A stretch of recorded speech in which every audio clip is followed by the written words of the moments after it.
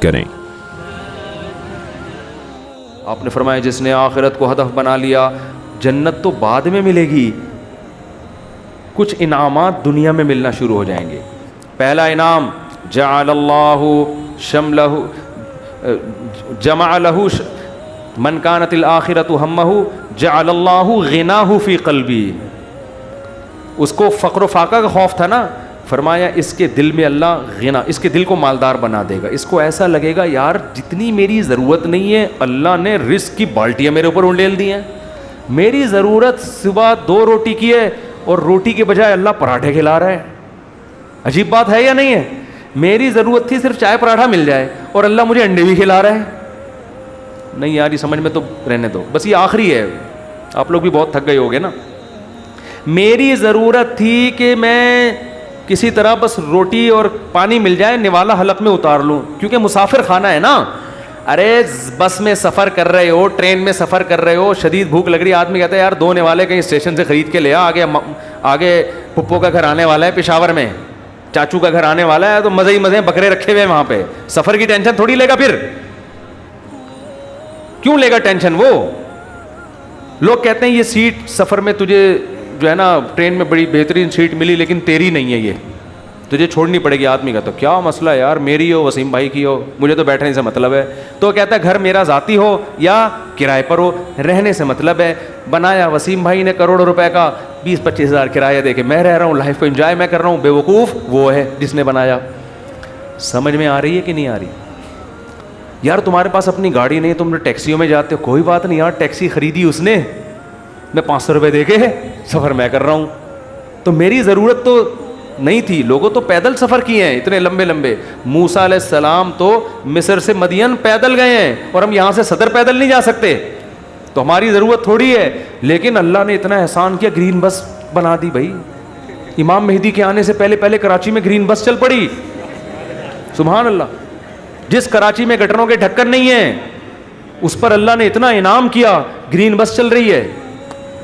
اور کچھ لوگ تو ہمارے ایسے ہیں 50 روپے دیکھ کر صبح سے لے کے رات تک ایئر کنڈیشن کے چکر میں بیٹھ گئے، وہ کہ گھر میں گرمی لگ رہی ہے تو 50 روپے دو اور اے سی میں لائف کو کیا کرو، انجوائے کرو۔ ایسے بھی لوگ ہیں، وہ سنا ہے پھر انہوں نے کوئی قانون چینج کیا۔ شروع میں ایسا آیا تھا کہ 50 روپے تو بیٹھے رہو کوئی نہیں پوچھے گا، تو لوگ صبح فجر کے بعد جا کے بیٹھ گئے کھانا وانا لے کے، رات کو اتر کے گھر آ گئے۔ انہوں نے کہا سارا دن آج ٹھنڈک میں ہم نے گزارا ہے، ٹھیک ہے نا۔ تو نبی نے فرمایا جعل اللہ غناہ فی قلبی، اللہ اس کے دل میں غنا۔ تبھی تو میں نے بعض غریبوں کو بڑی پرسکون لائف میں دیکھا ہے۔ ایک غریب کے 10-15 بچے تھے، میاں بیوی اور پھر ماں باپ بھی اسی کے ساتھ، اور وہ موسمبیاں بیچتا تھا ٹھیلے پہ۔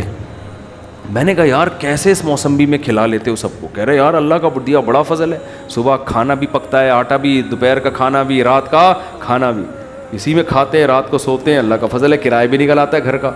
تو میں نے کہا یہ دیکھو، ایک وہ فیکٹری والا ہے جو کہہ رہے لاشعور میں کیا ہے، مجھے خوف ہے، خوف۔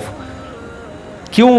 جب آخرت اصل بنا لی تو پھر انسان کو جتنا ملے گا اس سے وہ سمجھتا ہے مجھے میری مسافر کو اتنے کی ضرورت نہیں ہوتی، اے اللہ تو مجھے میری ضرورت سے بہت زیادہ دے رہا ہے، مجھے ضرورت اتنے کی نہیں ہے، سمجھتے ہو؟ بلکہ اگر گاڑی نہیں بھی ہوگی کہے گا اللہ تو نے پاؤں سے معذور لوگ پیدا کیے ہیں، میری دونوں ٹانگیں سلامت ہیں جو کانپ بھی نہیں رہی ہیں۔ بعض لوگوں کی ٹانگیں کانپ رہی ہیں نا، تو میری دونوں ٹانگیں سلامت ہیں، یہ بڑی فضیلت کی بات ہے۔ تو ہر چیز پہ کیا رہے گا وہ خوش۔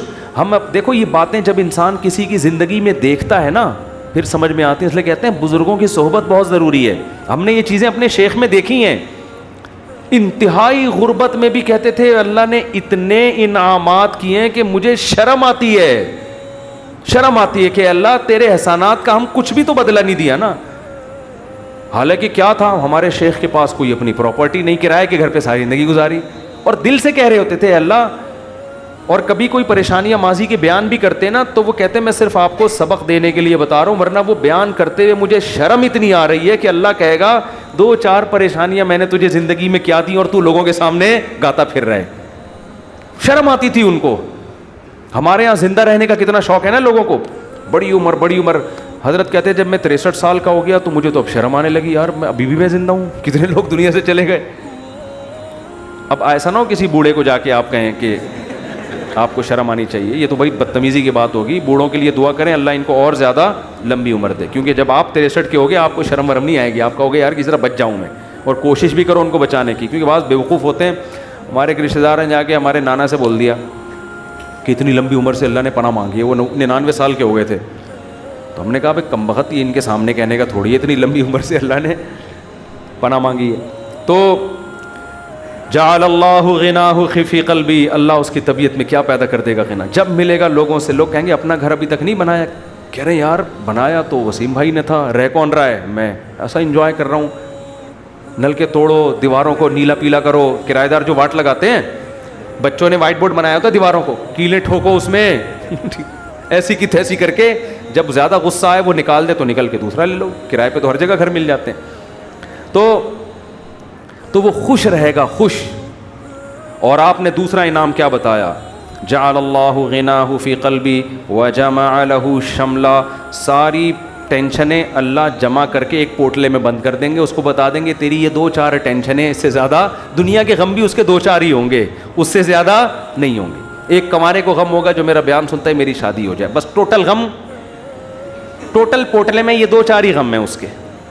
دنیا دار آدمی کے غم ایک تو بہت بڑا پوٹلا ہے اور وہ بھی کیا ہے, بکھرا ہوا ہے. اور اس کے 2-4 اگر ہوں گی بھی تو وہ ایک پوٹلے میں جمع لہو, اللہ اس کو کیا کر دے گا, جمع. یار بس ابا بیمار ہیں اور کوئی خواہش نہیں ہے, ابا ٹھیک ہو جائیں. خواہشات کیا ہو جاتی ہیں, محدود, زیادہ لمبی چوڑی خواہشات ہیں ہی نہیں دنیا میں, مسافر خانہ ہے بھائی.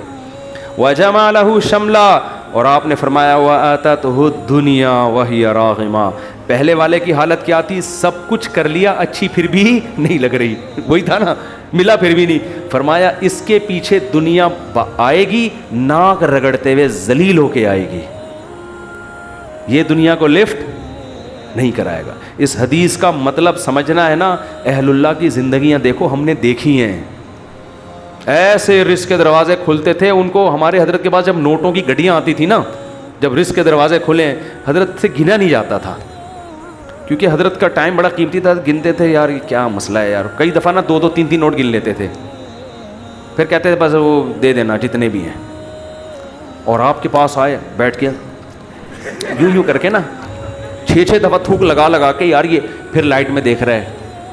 ہمارے محلے میں ایک بندہ رہتا تھا, کوئی اس کو جانتا نہیں ہے, بہت پرانی بات ہے اس لیے غیبت نہیں آئی. وہ اتنا کنجوس دکاندار تھا, اس کا نام بنیا رکھا ہوا تھا لڑکوں نے.